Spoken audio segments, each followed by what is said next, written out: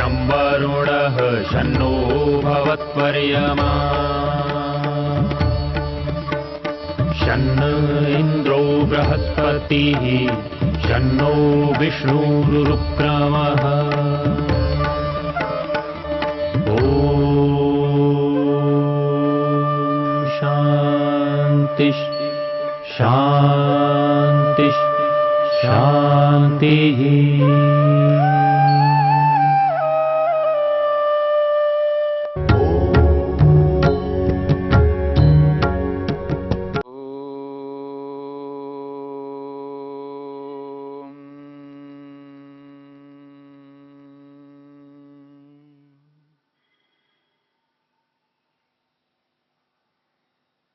जप की विधि को लेकर के हम विचार कर रहे हैं। जप करते समय साधक को, भक्त को 3 काम करना होता है। वो जो 3 काम हैं वो एक साथ करने का अभ्यास व्यक्ति को करना पड़ता है।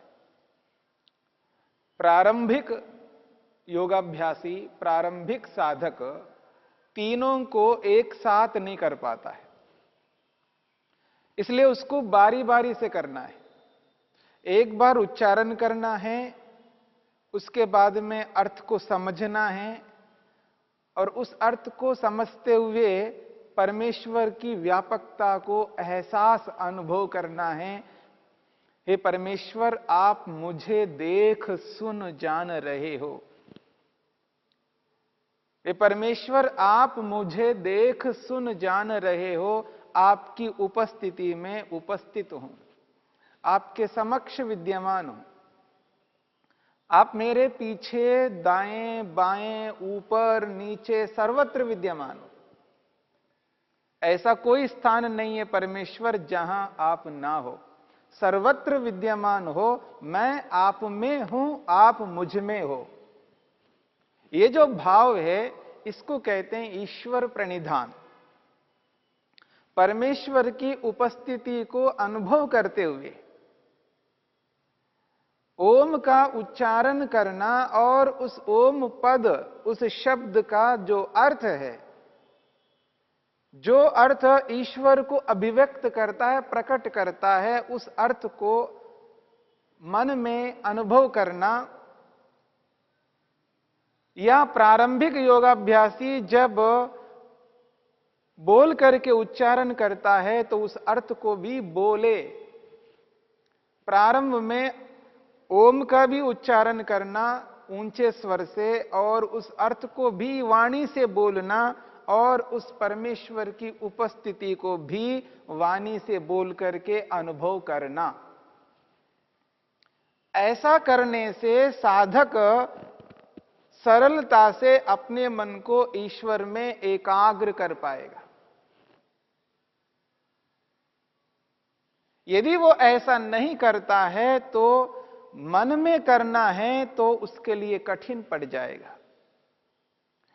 एक तो आंखें बंद हैं और मन से ही उसको उच्चारण करना, मन से ही अर्थ को अनुभव करना है, मन से ही प्रभु की उपस्थिति को स्वीकार करना कठिन पड़ता जाएगा। इसलिए प्रारंभिक योगाभ्यासी को ओम का उच्चारण भी ऊंचे स्वर से करना है और उच्चारण के बाद में जो उस ओम शब्द का अर्थ जिस ईश्वर के लिए अभिव्यक्त करता है, उस अर्थ को भी वाणी से बोलना है और उसके बाद में ईश्वर की उपस्थिति को अनुभव भी वाणी से करते हुए करना है। ये जो 3 काम हैं, इन 3 कामों को व्यक्ति को करना होता है। जब ये 3 काम पूरे होते हैं तो जप को पूर्ण माना जाता है। हां, जब इसने उचित किया है तो ओम का उच्चारण, प्रणव का जप करना है। ओम को लंबे स्वर से बोलना है। जैसा कि आपको उदाहरण से समझाया गया था कि लंबे स्वर से जब ओम का उच्चारण करते हैं उस काल में व्यक्ति को अर्थ को अनुभव करने का अवसर मिलता है। मन में उस अर्थ को अनुभव करने का अवसर मिलता है जब ओम का उच्चारण हो गए, दोबारा उस अर्थ को वाणी से बोल करके अनुभव करे और उसके बाद प्रभु की उपस्थिति को वाणी से बोल करके अनुभव करे। तो ये जो जप है ओम का, इस प्रकार करना है। मैं आपको उदाहरण से समझाता हूं किस प्रकार करना है, जिससे आपको जप करने में सरलता हो और आप अपने अपने स्थान पर जब जप करने का समय मिले उस समय में बैठ करके बाहर के समस्त कार्यों को रोक करके इस जप को संपन्न करना है। बाहर के व्यवहारों को करते समय हम जिस प्रकार से उन कार्यों में संलग्न होते हैं, दत्तचित्त होकर के, एकाग्र होकर के उन कार्यों को संपन्न करते हैं, उचित रूप में करते हैं, ठीक इसी प्रकार से जब जप करना है, जब जप करना है, उस जप को करते समय बाहर के कार्यों से निवृत्त होना है। बाहर के कार्यों के प्रति रुझान ना हो, रुचि ना हो, उन कार्यों की जिम्मेदारी का एहसास उस समय नहीं करना है। उस समय सबको भुलाना है, तब जप संपन्न हो सकता है। आसन लगाकर शरीर को स्थिर करके शरीर में बाह्य चेष्टाओं को न करते हुए आसन को सिद्ध करना है। आसन सिद्ध हो जाए, प्राणायाम के माध्यम से अपने मन को नियंत्रण में लाना है। प्राणायाम के माध्यम से मन को नियंत्रण में जब लाते हैं तो इंद्रियां जो है वो अपने आप मन के अनुरूप बन जाती हैं, जिसको प्रत्याहार कहते हैं। और उस स्थिति में जब हम अपने मन को एकाग्र करने का प्रयत्न करते हैं तो अपने शरीर के अंदर धारणा स्थल पर एक जगह पर मन को टिकाना है। चाहे भ्रिकुटी के मध्य टिका दो, या नासिका के अग्रभाग, या कंठ में, या हृदय में, जहां आपको अनुकूलता हो शरीर में। मस्तक से लेकर के नाभि तक, यहां से लेकर के यहां नाभि तक, इन स्थानों में किसी एक स्थान को चयनित करना है। नाभि हो, हृदय हो, कंठ हो, जिह्वा के अग्रभाग हो, नासिका के अग्रभाग हो, भ्रूमध्य हो और मस्तक हो। इन स्थानों में मन को एक जगह पर टिकाना है। भावना से अंदर ही अंदर अपने मन को वहां एहसास करना है, तो मन वहां पर आ जाएगा और वहीं का वहीं जप प्रारंभ करेंगे। जैसे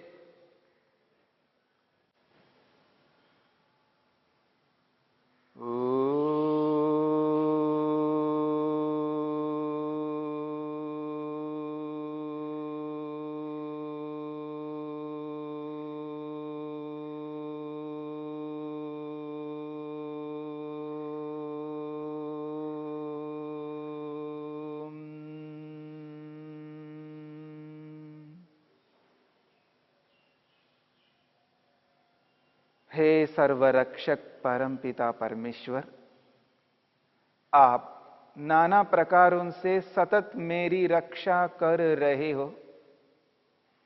आपकी सुरक्षा में सतत सुरक्षित हूं प्रभु। कृपा करके और सुरक्षा प्रदान करो। आप ओम स्वरूप हो, सर्वरक्षक हो। आप मुझे देख सुन जान रहे हो। आपकी उपस्थिति में उपस्थित हूं प्रभु। आपके समक्ष विद्यमान हूं। आपका ही ध्यान कर रहा हूं।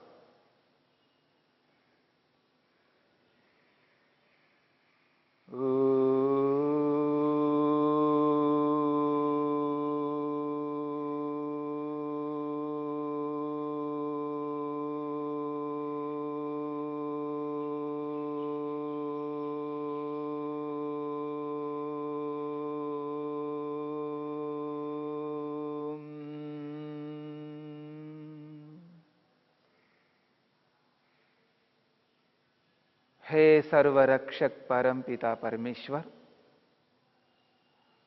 आप विविध प्रकारों से सतत मेरी रक्षा कर रहे हो। आपकी सुरक्षाओं में सतत सुरक्षित हूं परमेश्वर। आप कृपा करके और सुरक्षा प्रदान करो। आप ओम स्वरूप हो। आप मुझे देख सुन जान रहे हो। आपकी उपस्थिति में उपस्थित हूं। आप मेरे सामने, पीछे, दाएं बाएं, ऊपर नीचे सर्वत्र विद्यमान हो। मैं आप में हूं, आप मुझ में हो। आप मुझे देख सुन जान रहे हो। मैं आपको देख सुन जानना चाहता हूं प्रभु। मैं आपके समक्ष विद्यमान हूं, आपका ही ध्यान कर रहा हूं।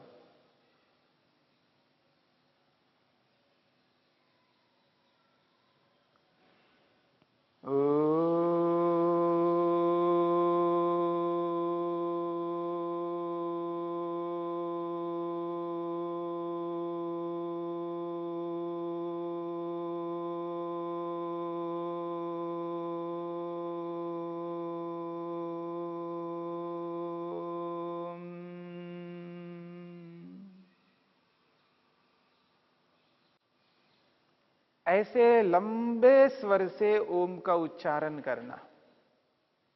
जब उच्चारण लंबे स्वर से करते हैं, जिस समय तक ओम का उच्चारण चल रहा होता है, उस वक्त उस ओम शब्द के अर्थ को मन में दोहराने का अवसर मिलता है।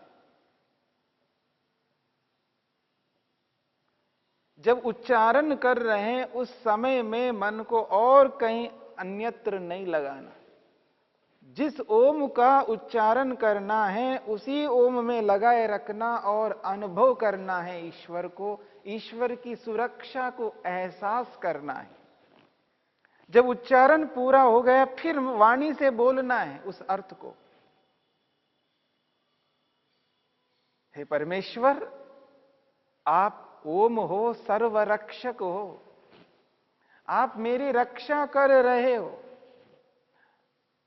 आपकी नाना प्रकार की सुरक्षा है, उन सुरक्षाओं में मैं सुरक्षित हूं प्रभु। आपकी विविध सुरक्षाओं में सतत सुरक्षित हूं।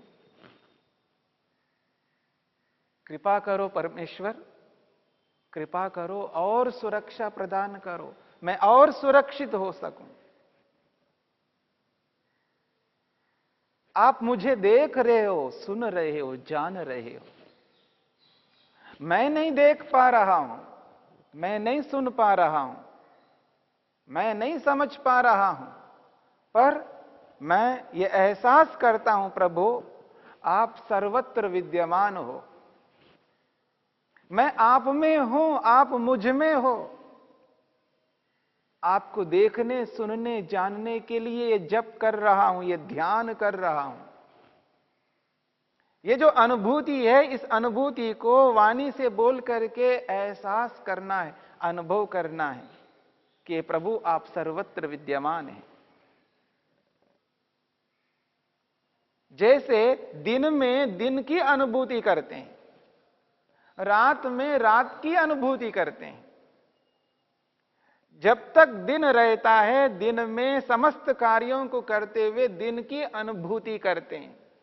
और जब तक रात रहती है, रात में जब तक जागते रहेंगे और जागते हुए रात में जो कुछ भी करेंगे, जो कुछ भी करेंगे रात में करते हुए निरंतर रात की अनुभूति बनाए रखते हैं। उसे बोलने की आवश्यकता नहीं पड़ती क्योंकि अभ्यस्त हैं। बचपन से रात की अनुभूति करते हुए आ रहे हैं, बचपन से अब तक दिन की अनुभूति करते हुए आ रहे हैं।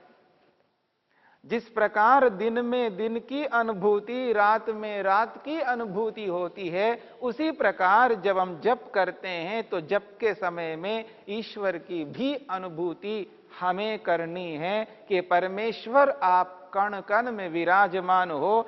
ऐसा कोई स्थान नहीं है जहां आप ना हो। आप ठसाठस सर्वत्र भरे हुए हो। आप मेरे सामने, पीछे, दाएं बाएं, ऊपर नीचे सर्वत्र विद्यमान हो। मैं आप में हूं, आप मुझ में हो। ये जो अनुभव है शब्दों के माध्यम से भले हो रहा है, लेकिन ऐसे कर करके हम उस ईश्वर को ये एहसास करने लगते हैं कि हां प्रभु आप सर्वत्र विद्यमान हो। जब प्रभु को सर्वत्र विद्यमान अनुभव करेंगे तो प्रभु की उपस्थिति में स्वयं को उपस्थित स्वीकार करेंगे।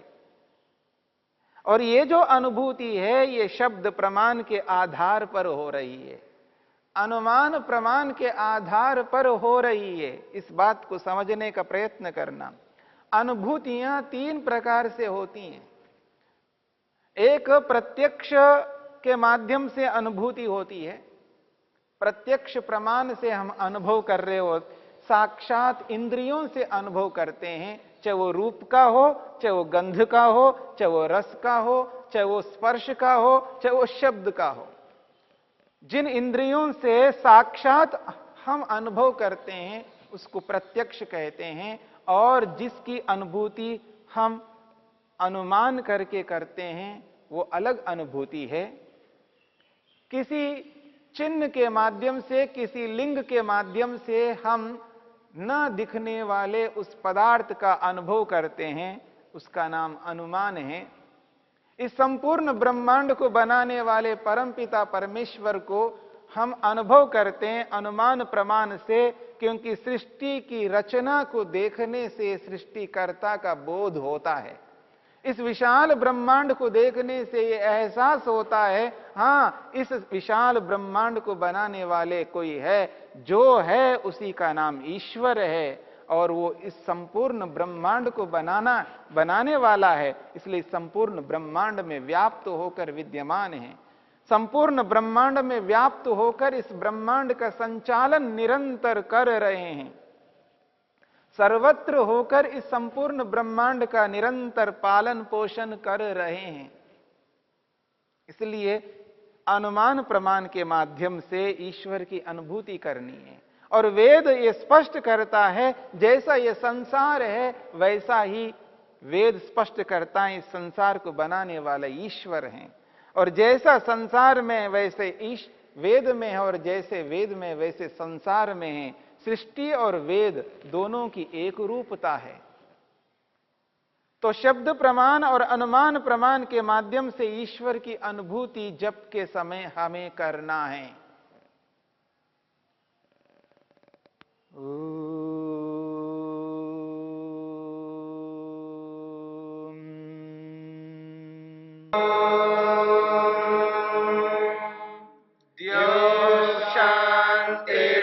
शांतिरंतरिक्षं शांति पृथिवी शांतिरापः शांतिरोषधयः शांतिः वनस्पतयः शांतिर्विश्वे देवा शांतिर्ब्रह्म शांति सर्वं शांति शांतिरेव शांति क्षमा शांतिरेव